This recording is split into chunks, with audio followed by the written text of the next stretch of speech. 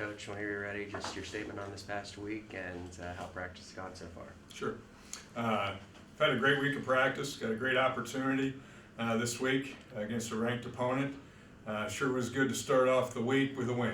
And, this team's had a great approach every week, win or lose. It's nice going in this week with a win now.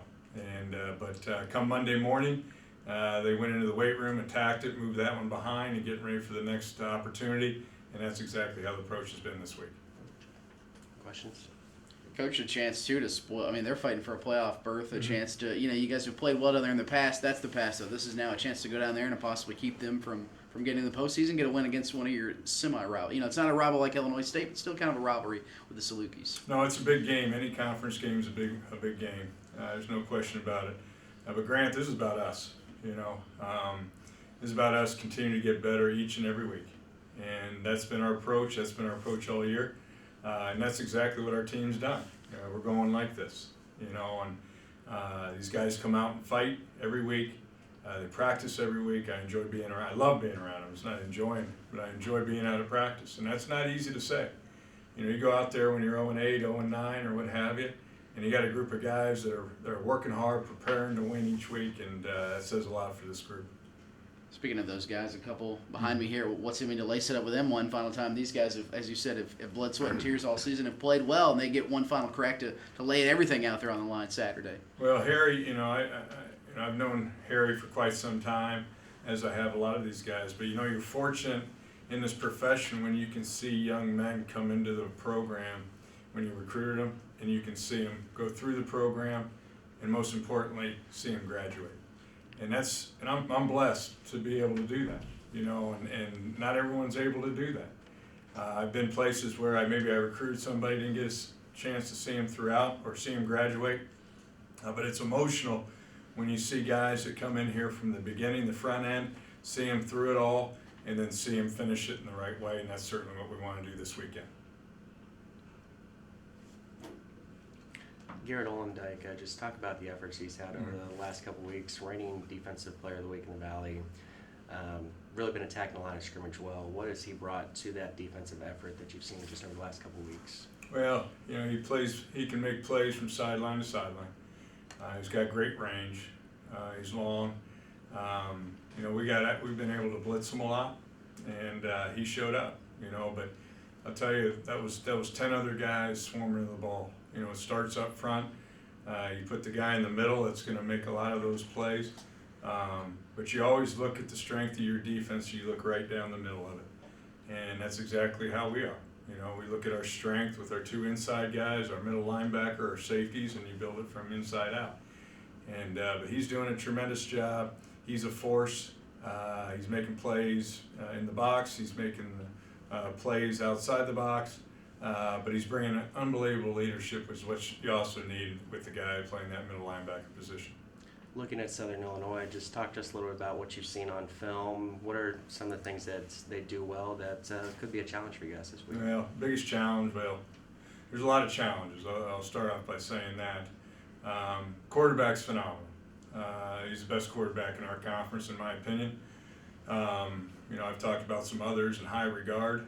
We just happened to play, in my opinion, the best one in the last game of the season. I've seen him on film, saw him a couple years back. He can make plays with his feet.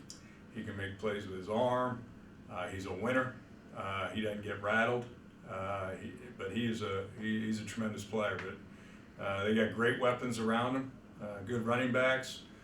Good wide receivers. They get the ball out quick. They can get the ball down the field. They're very good up front. They're explosive.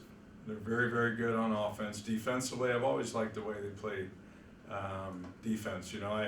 I'm close to the defense coordinator. I recruited him way back when, coached him, hired him as a graduate assistant, or helped hire him as a graduate assistant at a previous stop. Think the world of their defense coordinator. He's doing a tremendous job.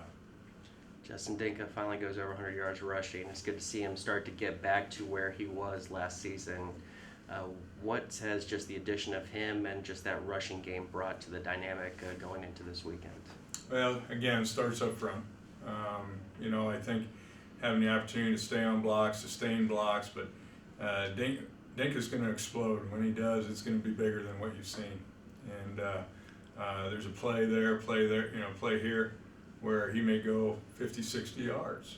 And you saw that, but it's not going to just be one time. And you're going to see it. You're going to see it maybe this weekend. If not this weekend, you'll see it in the future. He's a great back. He's really playing well for us.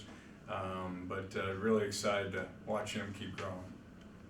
Final question I've got for you. I mean, Maddox Blackwell closing in on 100 tackles for the season would be the first one since Jonas accomplished that feat back in 2019. Just talk about the consistency that he's provided for you from that defensive backfield this year. Well, Maddox is a great football player. He's always around the football.